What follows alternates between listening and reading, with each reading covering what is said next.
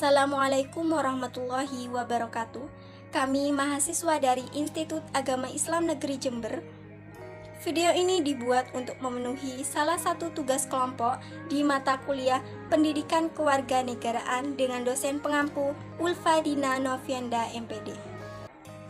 Kami dari kelompok 8 beranggotakan 3 orang yang masing-masing bekerja sama dalam menyelesaikan tugas kelompok ini.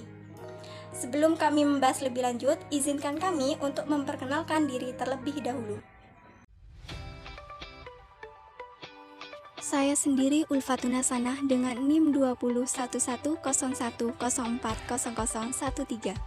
Kemudian ada Najah Istiqomah dengan NIM 201101040028. Dan yang terakhir ada Wil dan Alif Arfian dengan NIM 201101040025.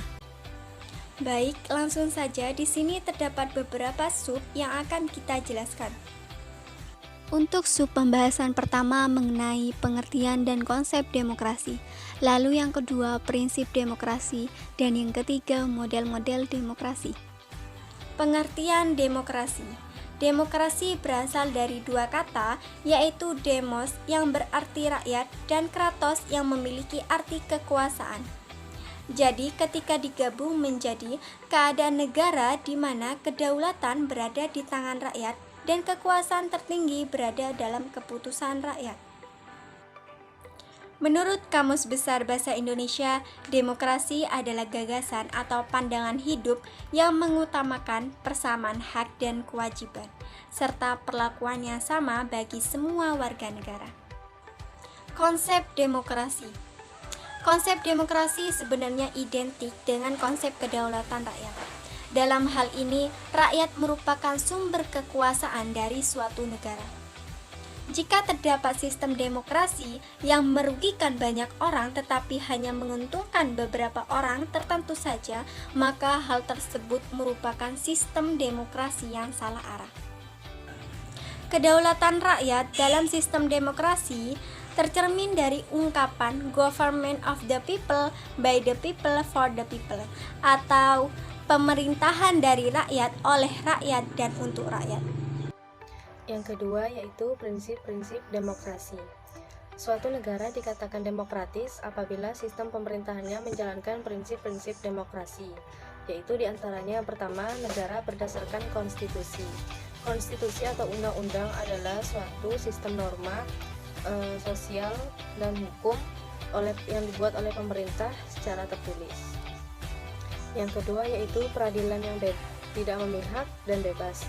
Pemerintah tidak boleh melakukan intervensi dalam proses pengadilan karena pemerintahan demokrasi menganut sistem peradilan bebas.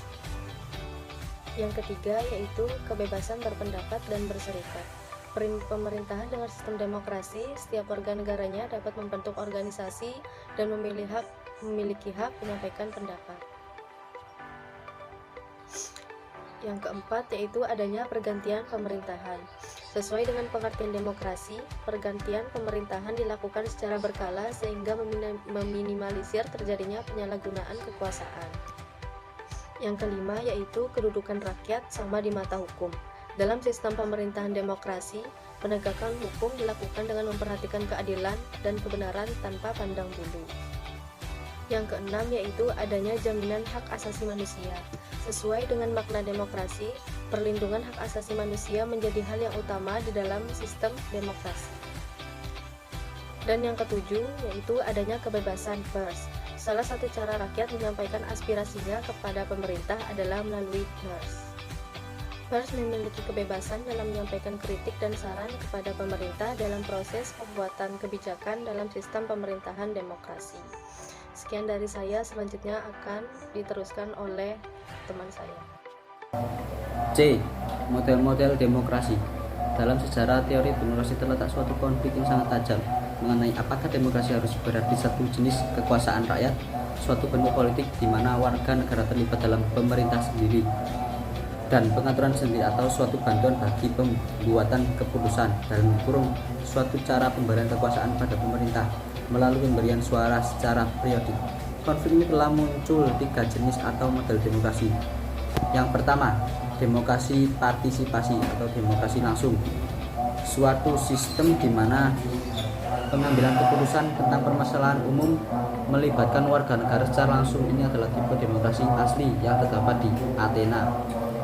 Kedua, demokrasi liberal atau demokrasi perwakilan, suatu sistem pemerintah yang menggunakan pejabat yang dipilih untuk mewakili kepentingan atau pendapat warga negara dalam daerah yang terbatas sambil tetap menjunjung tinggi aturan hukum. Ketiga, demokrasi yang didasarkan atas model satu partai.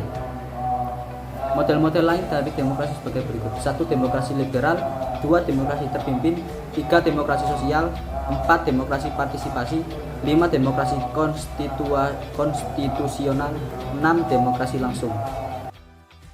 Jadi kesimpulan dari materi kelompok kami bahwa demokrasi adalah bentuk atau sistem pemerintahan yang segenap rakyat turut serta memerintah dengan perantaraan wakil-wakilnya atau pemerintahan rakyat. Tujuan utamanya adalah untuk memberikan kebahagiaan yang sebesar-besarnya kepada rakyat. Mungkin hanya itu penjelasan dari kelompok 8. Kurang lebihnya kami mohon maaf yang sebesar-besarnya. Wabillahi taufiq wal hidayah. Wassalamualaikum warahmatullahi wabarakatuh.